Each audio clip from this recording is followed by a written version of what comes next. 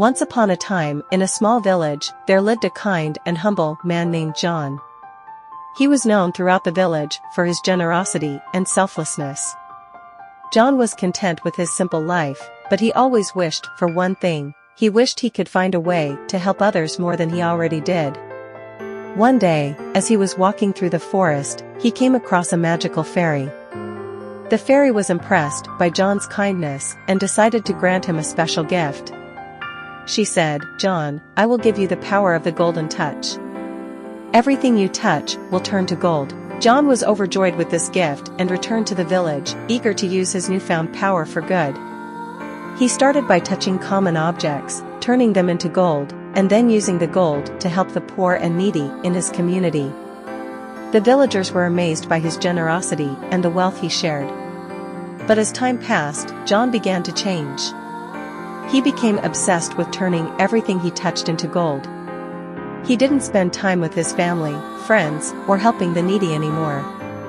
All he cared about was accumulating more and more wealth. One evening, he reached out to touch his daughter's hand, and she too turned into a lifeless golden statue. John realized that his gift had turned into a curse. He was all alone, surrounded by cold, lifeless gold, with no one to share his life with. Filled with regret, he returned to the same spot in the forest where he had met the fairy. He begged her to take back her gift, to return things to the way they were. The fairy, seeing the change in John's heart, felt compassion and granted his request. All the gold disappeared, including his daughter, who came back to life. John learned a valuable lesson that day. The true value of life, love, and relationships was far more precious than any amount of wealth.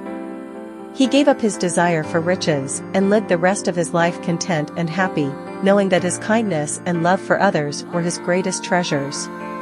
The moral of the story is that the pursuit of material wealth at the expense of everything else can lead to a lonely and empty life. True happiness comes from the love and relationships we nurture, not from the accumulation of gold.